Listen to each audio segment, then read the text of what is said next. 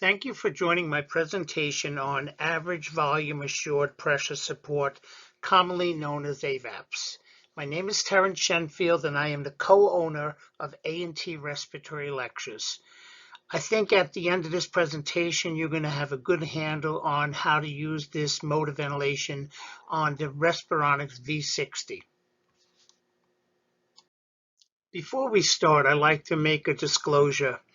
I am not endorsing the Philips V60 BiPAP device. This is strictly for education. I have no affiliation with Philips Medical. I am not endorsing this product.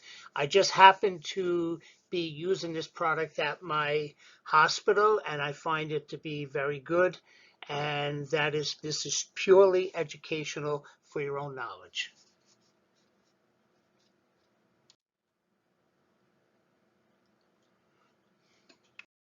So I wanted to give you an idea what the V60 looks like. Now, this is the Philips V60, which you would normally see in a clinical setting like a hospital. But also, this particular BiPAP is used in home, not this particular model, but models with the same technology. So whatever we're learning about the V60 can be applied to other home BiPAP systems that have AVAPS technology. So I just wanted to show you what it looks like, and this way you see it. I come from a background of acute care, so this is the particularly BiPAP I used when I worked in a major trauma center in Newark, New Jersey, just to give you an idea what it looks like. We will cover certain objectives in today's presentation. On the next slide, I'll be telling you exactly what is AVAPS, or average volume assured pressure support. I'm going to talk about what kind of patient population best benefits from this mode of ventilation. I'm going to tell you how to set it up. I'm going to go into a little bit about the principles of respiratory mechanics, because it's somewhat important to understand the mechanics of the respiratory system and how the AVAPS mode can benefit that situation. I'll also be talking about, once you have the patient on AVAPS, how to monitor them to see if any kind of improvement is being done. So as we go on through this presentation, I'll be covering all of these topics and much more. And at the end of this, you're going to have a good understanding of how this works. So they did a study in 2006, and they were looking at why respiratory directors feel that there's low utilization of non-invasive ventilation. And as you can see from the graph, many of them felt that physicians' lack of knowledge on how to use the device was one of the major problems. Now, with that being said, you can see that the respiratory staff inadequately trained is a low percentage. They don't feel that's a real problem. Now, when you talk about Auto-Trak and sensitivity and leak compensation, physicians don't know much about that. So it's up to the respiratory therapist to actually speak to the physician about these features that are on the non-invasive ventilation and why this might be a good tool to use on the patient. So I just wanted to throw it out there that, most respiratory directors feel that physicians lack knowledge of a device, and especially the features such as Auto-Trak and sensitivity and leak compensation. They also feel at the same time that respiratory staff are trained adequately. That's not really a problem, but it's going to be up to us to actually explain this to the physicians, how this particular system works. And I wanted to just show you this, and that's why I put this up there. Let's get into more details. Exactly what is average volume assured pressure support, otherwise known as AVAPS. It was developed by Philips Respironics, and I first learned about AVAPS on our V60s at our hospital. We got a whole slew of V60s in a hospital, and this was one of the modes on it. And me, as an education coordinator for my department, I wanted to ensure that my staff understood how to use it in certain circumstances. And so part of my annual competency, I made sure that everyone knew how to set this up. So How it differs when you think about BiPAPs. Your typical mode in BiPAP you think about most of the time is ST mode. And ST mode, the typical settings that I want to sort of go over is in ST mode, you have IPAP and you have EPAP. IPAP is inspiratory positive pressure and EPAP is expiratory positive airway pressure. Think of IPAP as pressure support and think of EPAP as PEEP. So what happens is when you typically set a patient up on ST, you will set them up on some generic settings of IPAP over EPAP, and just say, for example, we do 12/6, which seems to be a universal starting setting on BiPAPs these days. So you have a patient, you put them on 12/6. What is 12? 12 is IPAP. IPAP is the inspiratory pressure that is used to inflate the lungs.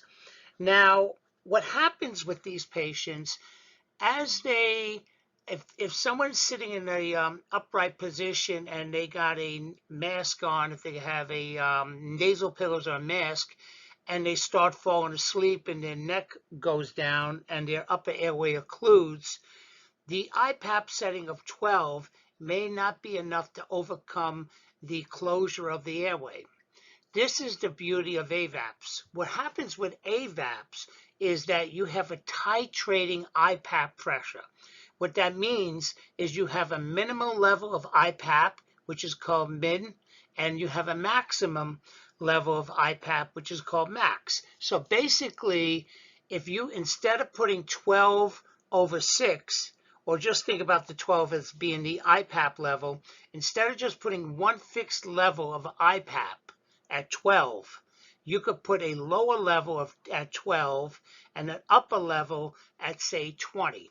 So what does that mean? That means that you can have automatically titrating the IPAP pressure from 12 to 20 based upon return tidal volumes. So the thing with AVAPS is that you basically set up an ideal body weight for the patient. You know what the patient's ideal body weight, and you typically want to deliver approximately 7 to 8 cc's per kilogram based upon that ideal body weight. Say, for example, someone should be getting a targeted tidal volume of 450 based on their ideal body weight, based on the fact that they have 7 to 8 cc's per kilogram. Now, how much IPAP pressure will deliver that 450? We don't know, right? So you could start someone over 12/6, and then you could automatically titrate your IPAP pressure and look at your return tidal volumes and see what comes close to 450. The beauty of AVAPS is that you put a targeted tidal volume in. So say, for example, we're going to put a targeted tidal volume of 450. Then what we're going to do is set an IPAP pressure of 12 as a minimum, and we're going to have a maximum of IPAP of say 20. So what happens is automatically, based on compliance and resistance changes with the patient, the IPAP pressure will titrate up and down automatically, trying to deliver that 450 cc tidal volume. And this is done all automatically. You don't need a clinician at the bedside adjusting the IPAP setting up and down to do this. So this is a very automatic mode, and it really works very well.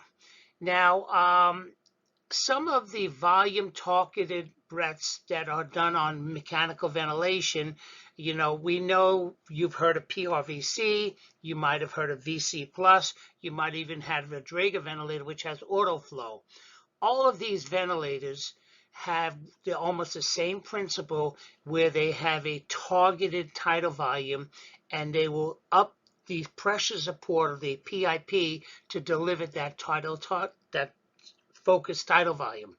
This is the same thing with AVAPS. AVAPS is an automatic titrating mode that in non-invasive ventilation, that you have a minimum IPAP, you have a maximum IPAP that you set, you have a targeted tidal volume, and it will fluctuate between the lower level and the upper level to target the tidal volume you want to deliver.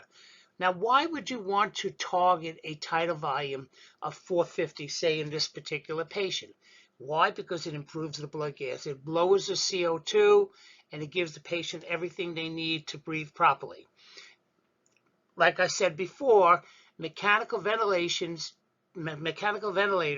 do the same thing in PRVC mode, VC plus mode, or autoflow. This mode, AVAPS, is pressure limited and volume limited. In other words, it targets the tidal volume, but if the tidal volume exceeds the 450, it will back up on the IPAP level automatically. And it actually has pressure ramping. Basically what it means, it titrates the IPAP pressure automatically, breath by breath, and this way it could reach the targeted tidal volume. And like I said, you have two settings. You have a min setting for IPAP and you have a max setting for IPAP, and you as a clinician set this. This mode of ventilation works on various patient populations, and there's a lot of good studies, which I'm going to get a little bit into, but I just wanted you to get a good idea of how this works. Now, also, you got to remember that a BiPAP device, which has AVAPS on it, is a very good tool to use, especially in non-invasive ventilation. And we're going to get into more details about different settings in there, and I'm going to give you a nice walkthrough, and especially about what kind of patient populations benefit from this mode of ventilation.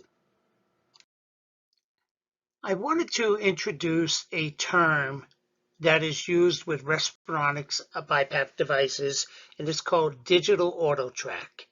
And what digital Auto-Trak is, it's a technology that's built into the BiPAP device that can help the device determine when the patient wants to trigger a breath. If the BiPAP and the patient are in synchrony, and every time the patient wants to trigger a breath, it's delivered a breath, this is a good thing. Another good thing about the digital Auto-Trak is it cycles into exhalation. In the presence of a leak, sometimes there's long inspiratory cycles. And this results in, again, with asynchrony with the ventilator. Also, this results in patient discomfort. And a lot of times people fail BiPAPs because of this very reason. And I wanted you to understand how this process works, what it is called digital Auto-Trak. And the main reason for this is triggering of the BiPAP and cycling into exhalation.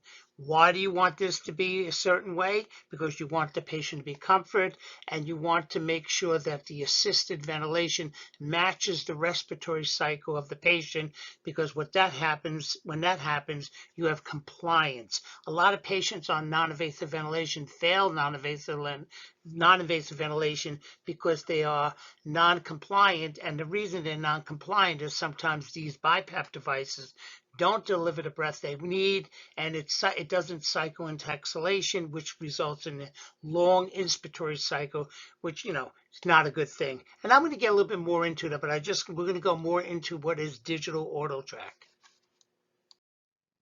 So let's get a little bit into the technology that makes average volume assured pressure support work, or AVAPS work. Respironics has this technology called digital Auto-Trak sensitivity algorithm. And the purpose of this algorithm is that it detects leaks. It also improves triggering mechanism, and it also improves what they call termination sensitivity. Non-invasive ventilation is a great mode of ventilation because, first of all, you don't intubate somebody. They can eat, they can actually talk. So there's a lot of advantages, but there are some disadvantages. Some of the major disadvantages are sometimes if you have a mask that doesn't fit properly, the patient is non-compliant. Also, sometimes the patient might feel claustrophobic with it on, and sometimes it just doesn't work. But then sometimes the mask can fit properly and everything looks good, but you have other conditions such as leaks. Non-invasive ventilations always have some form of leak. And when you have a leak and you have air and flow escaping from the mask, and the patient tries to trigger a breath, how can they trigger a breath effectively? it's like kind of difficult. So you have a little bit of a leak and you're trying to take a little breath, and the ventilator or the BiPAP device doesn't pick up on that trigger. Also, another problem is a lot of times when you use pressure support ventilation and you cycle from inspiration to exhalation, they have this term called termination sensitivity. And termination sensitivity works very well with the neonate population. With neonates, because they have cuffless endotracheal tubes, how do they terminate an inspiration based on what? So they have this term called termination sensitivity, which I'm going to get a little bit more into. And this is a technology that can cycle from inspiration to exhalation. So if you have good leak compensation, if you have good triggering mechanism, and you have good termination sensitivity, compliance on the BiPAP greatly increases. And Respironics has done a very good job of creating this technology called digital Auto-Trak, which actually works on all three. Also, AVAPS, because it's a targeted tidal volume mode, so in other words, you're going to put in an ideal body weight, you're going to base upon that ideal body weight a tidal volume you want to get. And what it does is breath by breath, it will increase the IPAP pressure by increments of 0.5 to 1 centimeter of water per minute in order to achieve that preset tidal volume.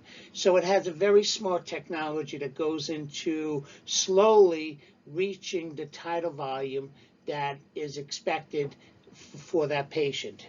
What that results is, it results in patient comfort and safety, and it really ensures, even in the presence of a leak, that the tidal volume being delivered to the patient is really being what it says it's going to be.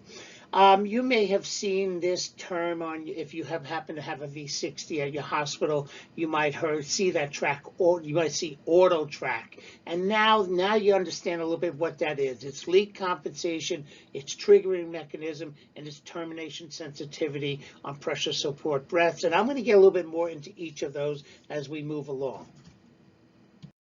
So let's get a little bit more under the hood of Auto-Trak leak compensation. This particular slide, I'm going to be talking about how the V60 compensates for leaks, and they do it through the Auto-Trak system. When you think about leaks, there are two types of leaks. One can be considered intentional, and the other one is considered unintentional. When I talk about intentional, if you put the wrong mask on the patient, or if you don't tighten the straps appropriately, or if the patient's face doesn't fit the mask, all of these things are intentional. And that is up to the respiratory therapist or the sleep tech to adjust the mask to make it fit and get the right mask for the patient.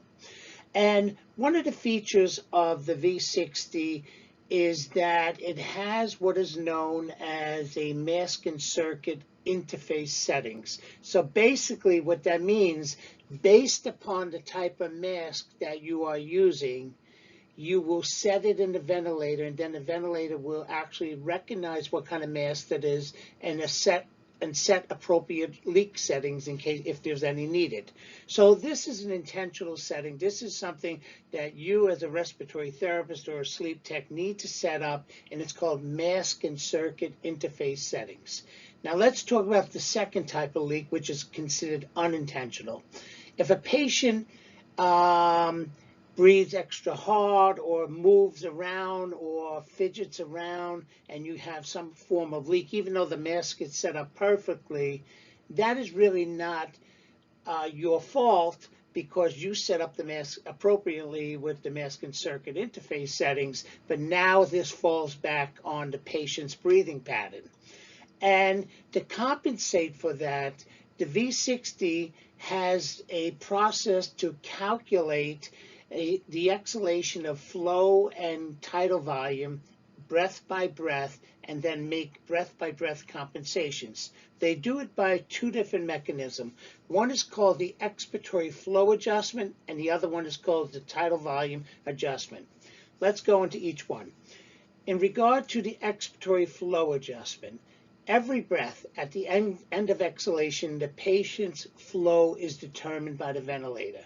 And if there's any kind of difference at the end of the flow cycle where it's assumed to be zero, the ventilator will adjust the flow automatically for the next breath to compensate because they anticipate that being a leak. So that is how they adjust for leaks based on flow delivery to the patient.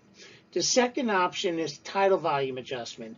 Again, every breath by breath, the ventilator actually monitors inspiratory and expiratory tidal volumes. Any difference in tidal volume delivery or return that is not what is expected can be considered an unintentional leak. So what they do is they automatically will increase or decrease the volume breath by breath based upon that leak compensation. So basically you have two forms of leak compensation that works very well. One is based on flow and the other one is based on tidal volume. Overall, it does a great job of delivering an exact tidal volume breath by breath, and it'll do a great job of delivering the flow that you need even in the presence of a leak. This is what makes this kind of special. So let's talk about triggering a breath on non-invasive ventilation. Again, the Auto-Trak system comes into play, and it's very sophisticated. It works by two methods. One is called the volume method, and the second one is called the shape signal method, which are both proprietary to this device.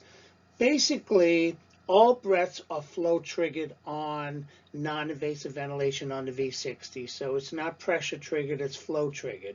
Secondly, in regard to volume method, when a certain volume of gas accumulates above baseline flow, that will trigger the ventilator. So basically, there's a baseline flow through the ventilator, and when the patient inspires and brings in more flow, that will trigger the ventilator. That's one of the methods. The second method is called shape signal method, and it does this by looking at the expiratory flow waveforms and any kind of changes on it. I got an image on the next slide that'll talk about the shape signal method of how it actually triggers the ventilator to get a breath. So let's talk about Auto-Trak's expiratory cycling algorithm. What do I mean by this? When you use non-invasive ventilation, when you have IPAP over EPAP, the breath delivery is typically of a pressure support breath. So each breath the patient takes is a pressure support breath. The difference between the IPAP level and the EPAP level is your pressure support level. Now think about this. What cycles a pressure support breath on any kind of ventilator? Mechanical ventilation, non-invasive ventilation. When does the ventilator know to cycle into exhalation? You know, when you have like a sys control, or if you have SIMV, you have an I time. So if you set an I time to 1 second, after 1 second of inspiration, the patient will cycle into exhalation. And so it's a very fixed thing. Maybe you could set the I time to 1.5 seconds. So they have an inspiratory time of 1.5 seconds, and then they go into exhalation after 1.5 seconds. Very simple, very exact. Now the question is, how do you cycle a pressure support breath, which is spontaneous, from inspiration to exhalation? There is no I time, right? So when you do spontaneously breathing, what is the I time? So it varies. So the ventilator has the ability, the bypass has the ability to measure this in 3 different ways. One, they could look at the waveforms. Remember I was telling you about the shape signal method? They could look breath by breath and sort of compare it breath by breath and make adjustments.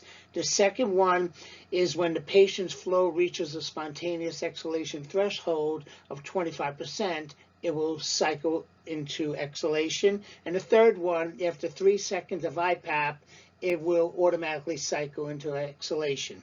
Now, typically, pressure support breaths are terminated when a patient's flow reaches the exhalation threshold of 25%. So what does that mean? That means as the patient's inspiring, they take a breath in, right? and then they exhale. When that flow goes down to 25% of the peak inspiratory flow involved with inhalation, it will cycle into exhalation. The problem is when you have a leak, that 25% can never be reached. This is the same kind of system that works with neonatal ventilators called termination sensitivity.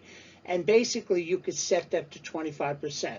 So the Auto-Trak system has the ability to do that the same way at 25%, but it also utilizes the shape signal method, or they call it the shadow trigger, to actually trigger from inhalation to exhalation. What does this mean to the patient?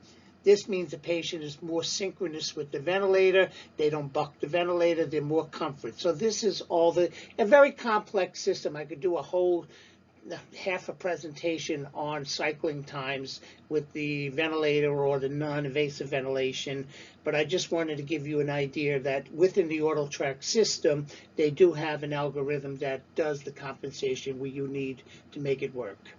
And I'm going to show you something on the next slide.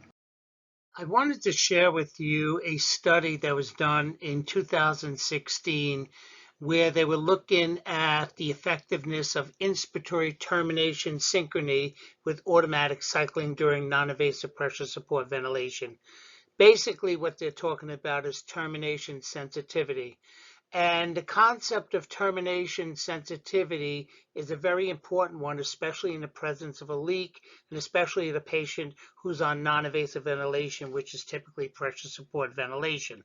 So when a patient is on AVAPS, you really want to be able to titrate termination sensitivity because of the leak factor. And they've done some studies of how this actually works, and it actually shown to work very well. So I just want to let you know that they've been studying this, and it's a very clinically appropriate setting to be set up on non-invasive ventilation. And not all ventilators have this for non-invasive ventilation, so you should pay attention to this. So now that we know a little bit about the technology involved with AVAPS, and now let's talk about what kind of patients benefit, and I'm going to go over some case studies and everything like that. Patients who benefit from AVAPS is those who suffer from obesity hypoventilation syndrome, or think about Pickwickian syndrome. These patients are typically overweight. Their abdomen pushes up against the diaphragm. They have compliance issues. They have resistance issues. Another group that benefits is congenital central hypoventilation syndrome. These particular patients, most of the time, are trached and are now put on mechanical ventilation at night. And they've tried some ST modes and NIV modes, which didn't work out too well.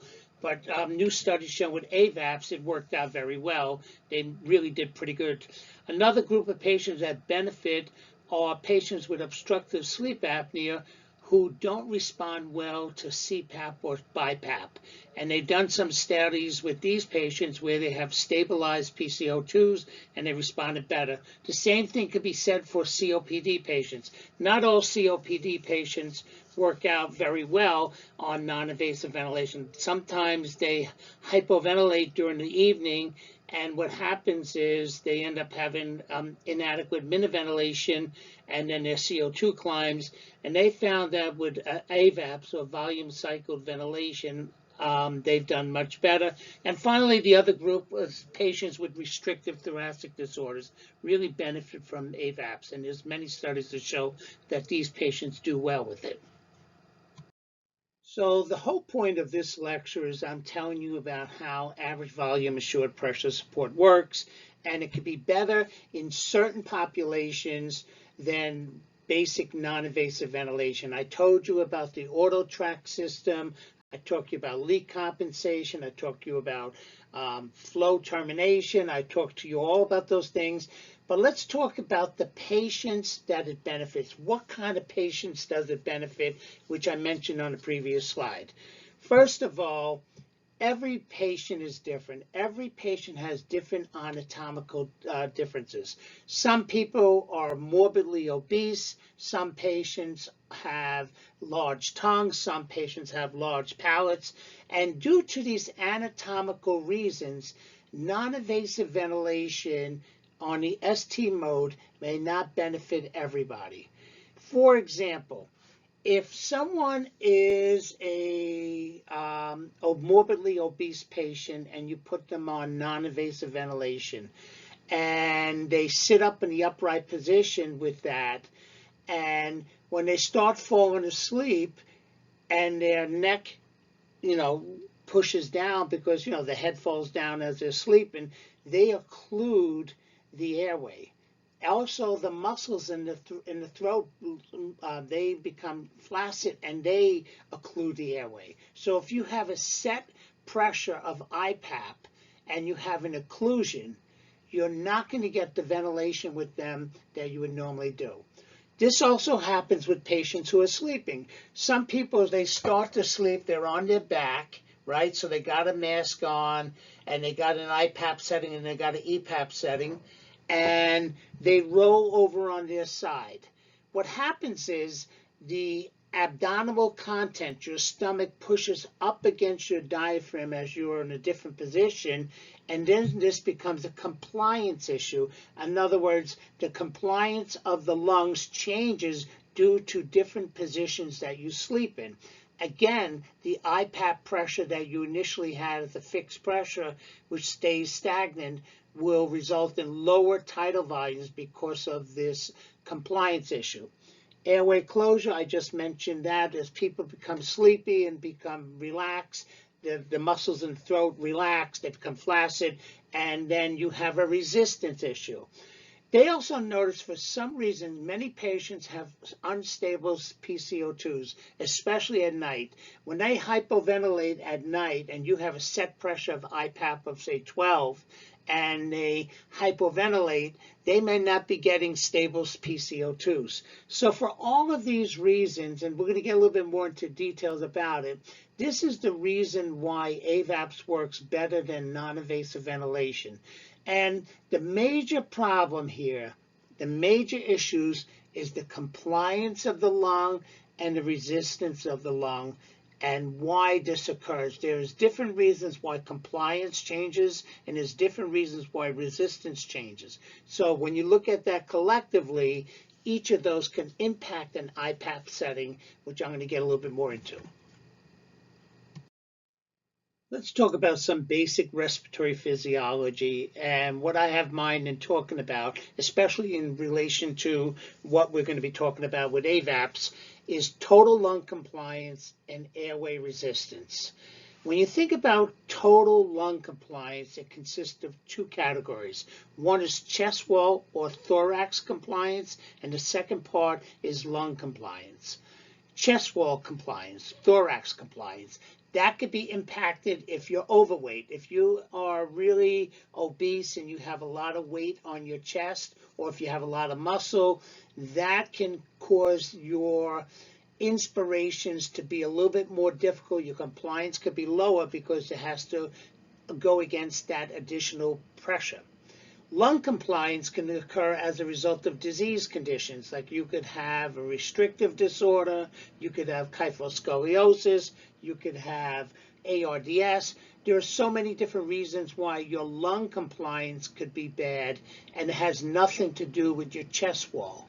Your chest wall compliance, mostly in these cases, has to do with obesity, and the lung compliance issues has to do with even having a restrictive disorder, like I said, kyphoscoliosis, or you could have ARDS, or you could have restrictive lung disease. And so that is one thing to consider, your total lung compliance, two parts, chest wall and lung compliance. The second part here is airway resistance. What causes airway resistance? Asthma causes airway resistance.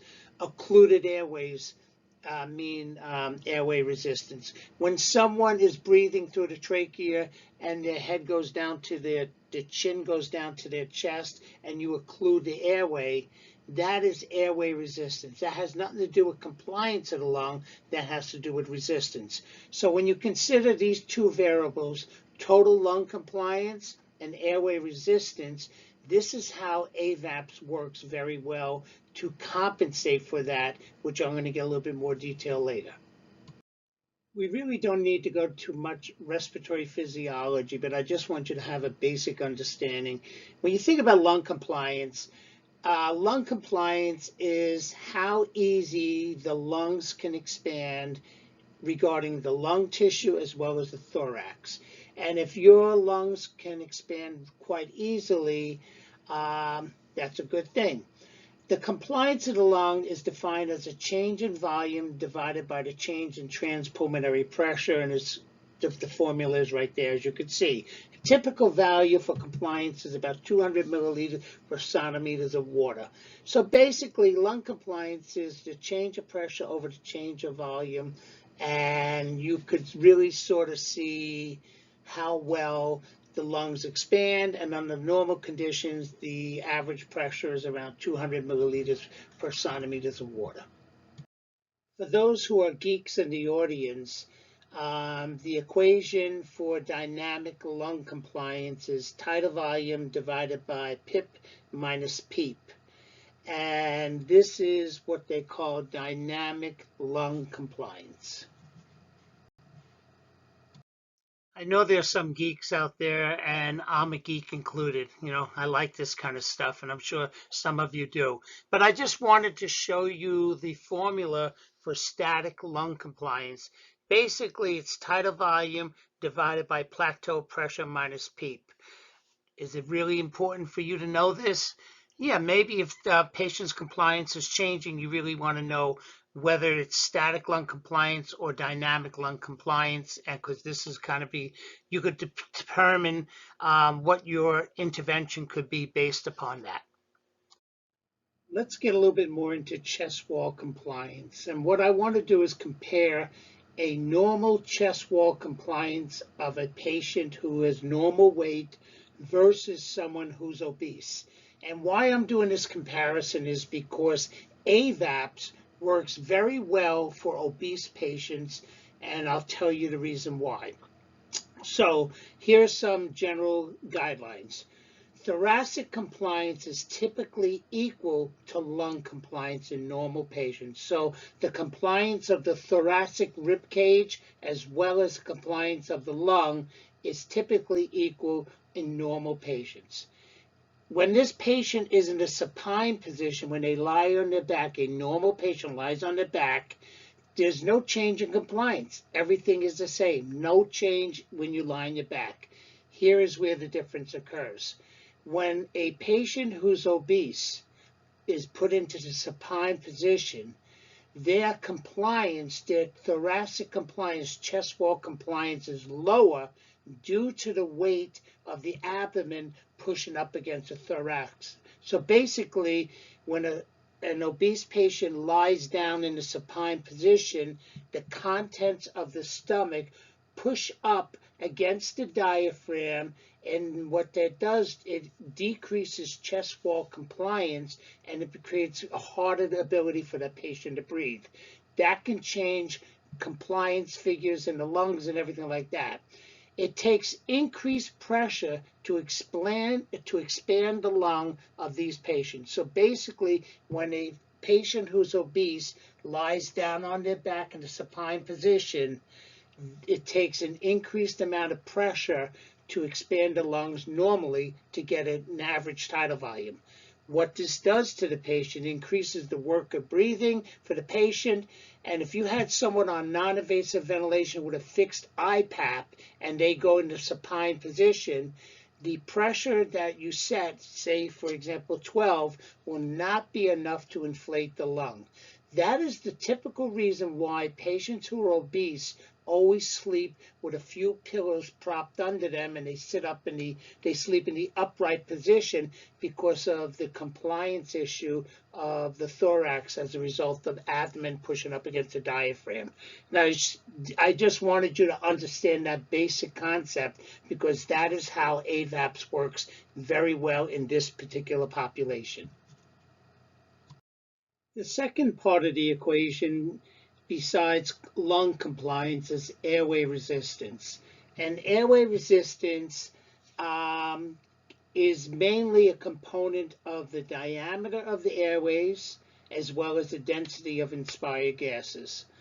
And why is it important with AVAPS, and why is it important with the patient population that AVAPS works with, is because the diameter of the airways, which is very important, is impacted in these patients during different parts of their stay.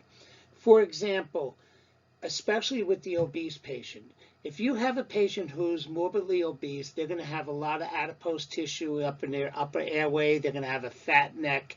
That fat's going to actually decrease the diameter of the trachea, which makes their airway resistance higher. When these same patients become sleepy and they fall asleep, their tongue roll back. This is just like OSA. Their tongue rolls back and they get obstruction in their airway. Also, if they don't get partial obstruction as a result of the collapse of the airway, when they fall asleep and their head goes down or it goes on the side and their chin gets closer to their chest, that basically impedes airflow because the airway diameter becomes narrow, and that causes a decrease in resistance, actually an increase in resistance in the airway. The point where I'm going with this is this. If you have an IPAP setting of 12 and you have an EPAP setting of 6, so 12 over 6, the pressure support level is 6, the difference between 12 and 6. And the patient's airway becomes collapsed or their airway resistance increases, the tidal volume delivery, the amount of pressure being delivered, is reduced, therefore not giving them the minute ventilation they need. So the diameter of the airways is really important, and because it impacts airway resistance, and if you impact airway resistance and then you impact compliance of the lung, you're going to impact tidal volume delivery. If you impact tidal volume delivery, you're going to impact minute ventilation delivery, and what that means is your PCO2 level is going to be all over the place. And that is how AVAPS works, and I'm going to get a little bit more particular, but I needed to cover compliance and resistance, some basic things about it, and why it's important that you know these things. To show you how important upper airway resistance is, they actually did a study and they developed a title for a syndrome. It's called upper airway resistance syndrome. And this impacts a lot of patients who have obstructive sleep apnea, also Pickwickian syndrome.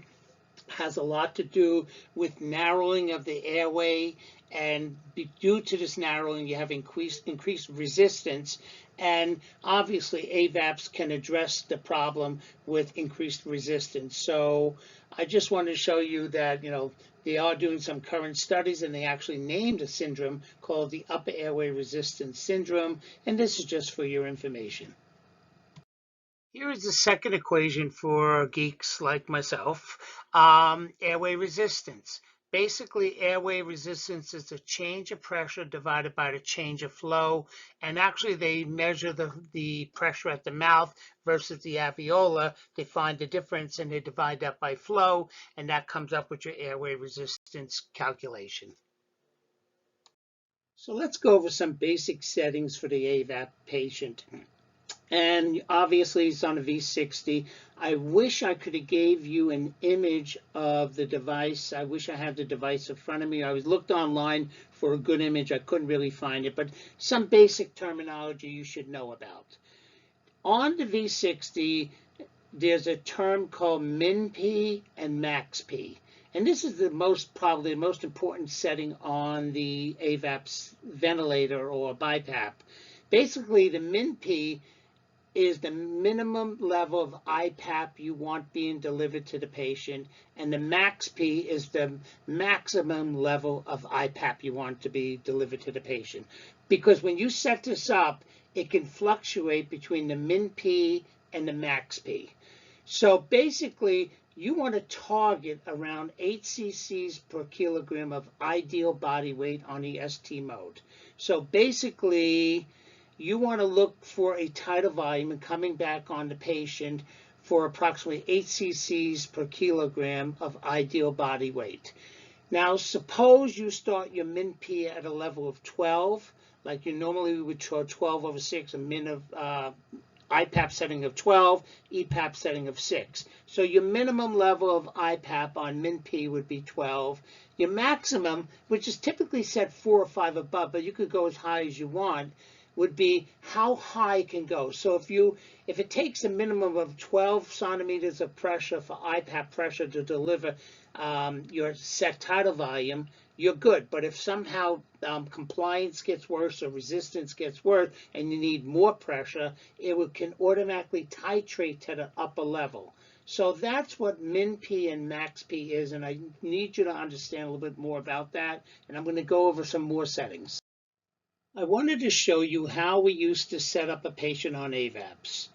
Now, let's just say this. We have a patient who comes into the emergency room, and this patient's ideal body weight is approximately 50 kilograms, right?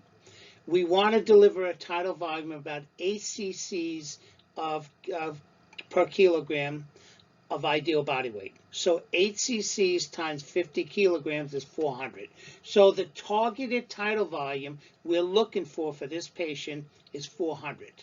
So when we put them on a BiPAP, non-invasive ventilation, we start off in ST mode. And we'll start off with a setting of 12/6. Suppose an IPAP pressure of 12 gets a return tidal volume of 300. That's not what we're looking for. We're looking for a return tidal volume about 400. So what we do is we titrate the IPAP pressure till we get a return tidal volume, a return exhale tidal volume of 400. In this particular case, in this example, it turns out that 18 centimeters of IPAP pressure will deliver 400 cc's. What that means is now I have my min-P. 18 is my min-P. So what I do now is I switch them over to AVAPS, and I put their min-P to a setting of 18 because 18 got me 400 before on ST mode. Then what I do is I set the max P to be 4 or 5 above the 18 value. So for example, my max P could be either 22 or 23. Now what this means, and then I set up the other settings. I set up the backup rate, I set up the FiO2, I set up the rise time, and EPAP, everything like that. But now here's the key point. If this patient is one that has Pickwickian syndrome, is morbidly obese, uncontrollable COPD, this mode of ventilation works perfect. And what happens is, as the patient changes position, as their compliance changes during the day or during the night, or their resistance changes, rather than having a set IPAP pressure of 18, it will automatically titrate up and down to deliver that targeted tidal volume of 400. That is the basis of it. That is how we used to set it up at our hospital, and we did exactly this method. And I'm just using an example of 50 kilogram patient ideal body weight, and I used the figure of 18 based upon what we found at our hospital for this particular patient. Every patient is different. As with any type of ventilator, you really need to set your alarms. And one of the most key factor alarms that goes along with AVAPS is your low and high tidal volume alarm. Why is that so important? Because as compliance changes, it could impact the delivered tidal volume. So you really want to keep on top of your high and low tidal volume because you don't want to overly distend the lung, and you really don't want to deliver too small a tidal volume. So we used this, we used a 10% above and below as a benchmark number we used with most of our patients, but with the alarms, with AVAPS mode, the most important one is the low and high tidal volume because of compliance changes. I have a few different studies I wanted to go over with you in regard to the utilization of AVAPS mode versus ST. And the most current one was a randomized controlled trial where they were looking to control hypercapnic respiratory failure in the emergency department at a hospital. And they actually compared BiPAP's ST mode versus AVAPS. And the trial showed that there was greater stabilization of the PCO2 levels for hypercapnic respiratory failure patients with the AVAPS mode. And this is the most current mode. current study that came out in 2021, and I got more to follow. I have some supporting studies that show how AVAPS works very well in different populations. And three of those studies are average volume assured pressure support in obesity hypoventilation syndrome. The second study was done on congenital central hypoventilation syndrome on a 16-year-old girl. And final study was a subjective sleep quality during AVAPS ventilation in patients with hypercapnic COPD. So these are the three studies I'm going to go over. So let's talk about one group of patients who benefit significantly from AVAPS, and those are obesity hypoventilation syndrome, commonly known as Pickwickian syndrome. Now, these patients are typically obese, they got big necks, and as you learned earlier about the physiology of lung mechanics, when patients like this are in a supine position, the abdomen moves up against the diaphragm and actually impedes ventilation. What happens is you put a patient on ST mode originally, and as they fall asleep, and they go into supine position or they roll over on their side, the stomach contents pushes up against the diaphragm, and then you got variability in your tidal volume. So these type of patients are obese. They have increased chest wall compliance issues. They have obstructing fat around the neck. They have increased work of breathing. These patients have very low lung compliance because of this. Typically, their PCO2 levels are all over the place because if you give a set IPAP pressure on them and then they move to different positions, that IPAP pressure is not enough to overcome the compliance issues as well as the resistance issues. So they have chest wall restrictions. They have the diaphragm doesn't move the way it should be. So the AVAPS with the floating IPAP setting works terrifically on these patients to normalize PCO2. They did a study in chest in 2006 on obesity hypoventilation syndrome where they wanted to compare either BiPAP ST or AVAPS versus straight CPAP in these patients.